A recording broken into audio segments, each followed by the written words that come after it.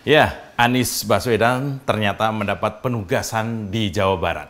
Dan ini membuat tentu saja Mulyono kaget. Dan ini benar-benar plot twist ya. Ini kemudian membuat banyak orang kaget. Dan mungkin ada yang bakal didamprat juga sih. Gara-gara Anies kok masih bisa punya peluang untuk nyalon jadi gubernur. Mulyono memang jadi penakut kalau dengar nama Anies Baswedan. Saya juga nggak tahu kenapa begitu ya. Nah, kemarin proses pengganjalan Anies itu ketika hendak diusung PDI Perjuangan di Jakarta, itu kabarnya luar biasa. Setidaknya itu yang viral di sosial media. Anies ini bukan cuman ketika dia ingin mencalonkan menjadi peserta Pilpres waktu itu ya. Kemarin ketika dia merendahkan standarnya dari Pilpres menjadi Pilgub di Jakarta, dan sepertinya sih PDI Perjuangan sudah membukakan pintu untuk mendukung atau mencalonkan Anies Baswedan ini berpasangan dengan Rano Karno. Nah, walaupun ternyata pada akhirnya berubah dan bukan Anies tapi Mas Pram. Proses pengganjalan ini yang santer terdengar di mana-mana hanya ditujukan kepada Anies, bukan ke kandidat lain. Dan anehnya, yang diganjal itu Anies yang bukan kader PDI Perjuangan. Dan siapa yang mengganjal itu? Ya semua orang tahu, itu adalah Mulyono. Di kanal UTV saya sudah jelaskan kenapa Mulyono ini begitu takut kepada Anies Baswedan. Anda bisa cek ke sana. Nah, malam ini, ya 29 Agustus 2024, ya, beda cerita.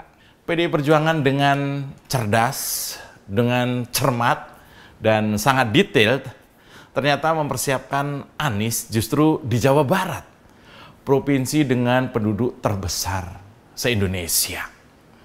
Luar biasa nih, saya masih keringetan nih mendengar kabar ini.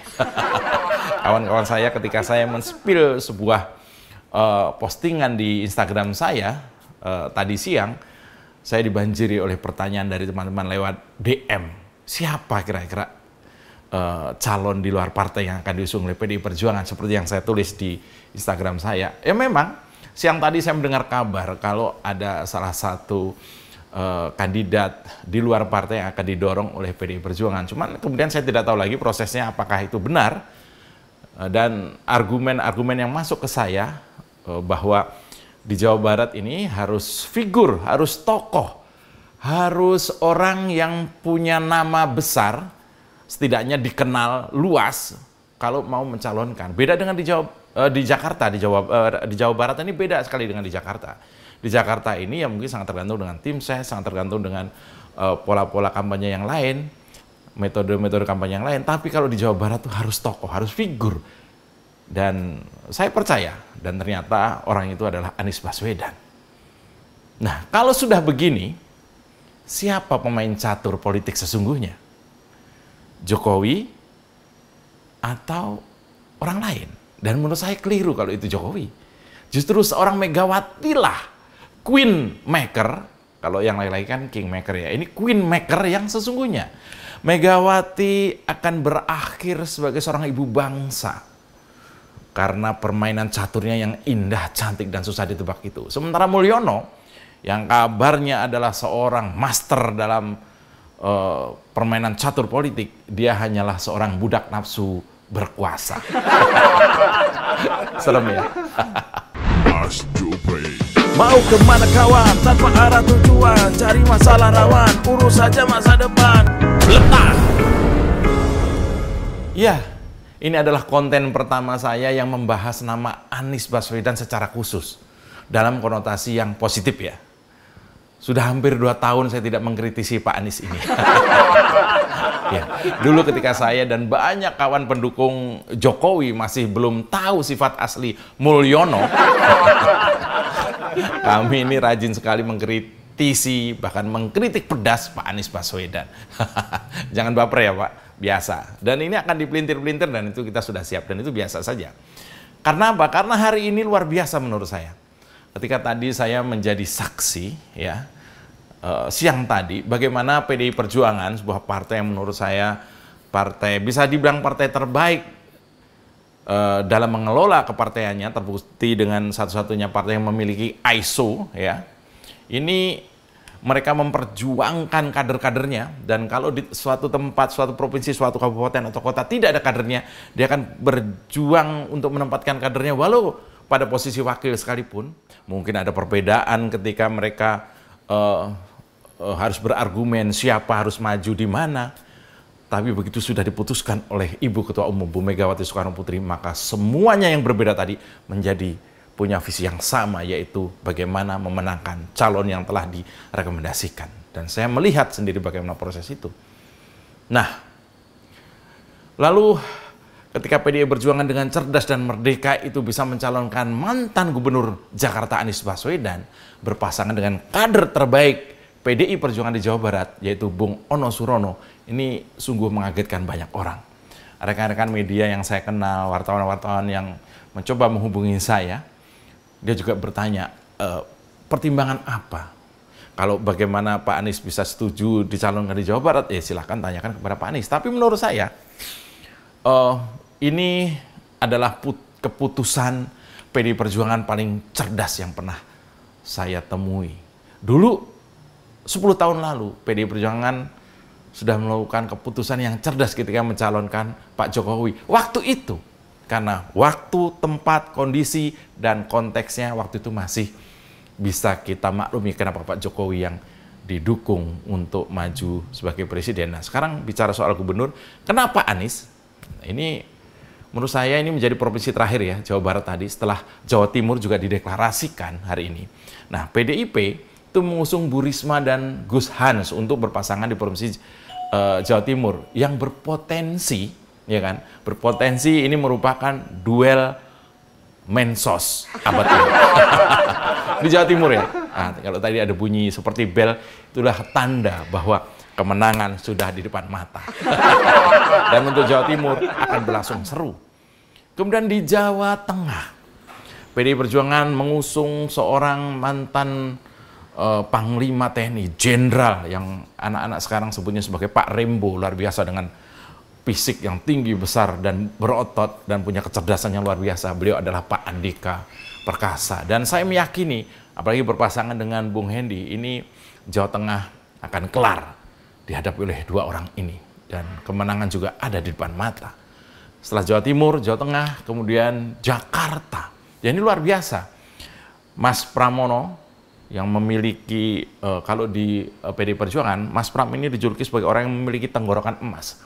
Karena kalimat-kalimatnya tidak pernah menyakiti orang. Mas Pram ini punya pertemanan yang sangat luas, kecerdasan emosional yang luar biasa. Orangnya tenang, tidak pernah marah. Saya kenal Mas Pram ini dengan baik. Tidak pernah dia punya emosi yang meletup-letup, tidak pernah. Mas Pram ini kerjanya memang sering di belakang layar. Kalau saya menyebutnya Mas Pram ini adalah Ahok, tapi versi coolnya. Dan saya yakin provinsi-provinsi ini akan seru, akan berlangsung sangat seru. Kita kembali ke Jawa Barat dengan jumlah penduduk hampir 50 juta jiwa. Itu nyaris 5 kali lipat dari Jakarta. Tentu bakal jadi tantangan tersendiri bagi gubernur ke depan. Meski kalau dibandingin APBD-nya, itu antara Jawa Barat dengan Jakarta itu ya pastilah jauh ya.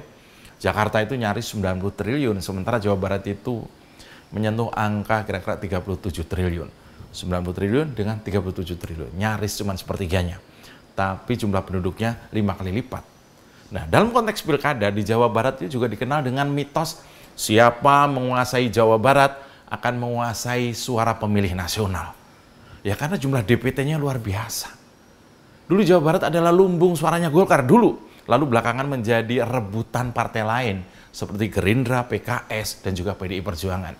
Nah, dengan masuknya Anies dalam orbit kontestasi di Jawa Barat ini, bisa dibaca sebagai langkah PDIP dalam menghapus mitos bahwa Jawa Barat adalah kandangnya PKS. Anies bisa menjadi senjata ampuh, ya, menurut saya, dalam melumpuhkan pergerakan Kim Plus di Jawa Barat yang kabarnya mengusung Deddy Mulyadi itu. Nah, angka dalam survei Anies juga besar.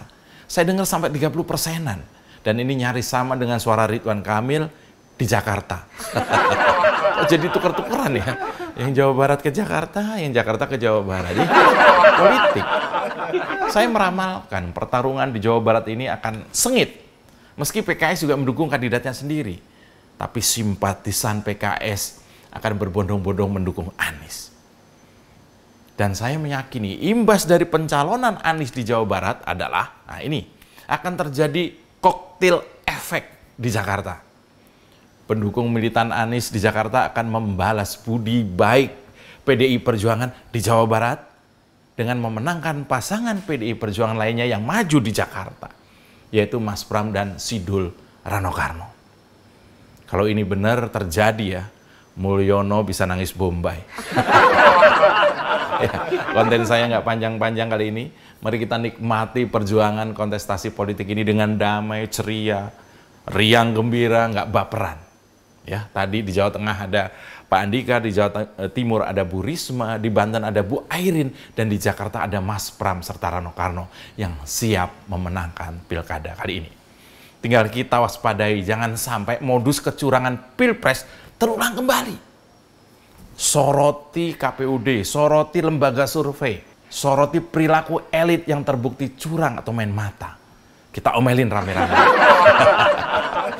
Aduh, Mas Anies. Saya Mas Jupri, salam bletak.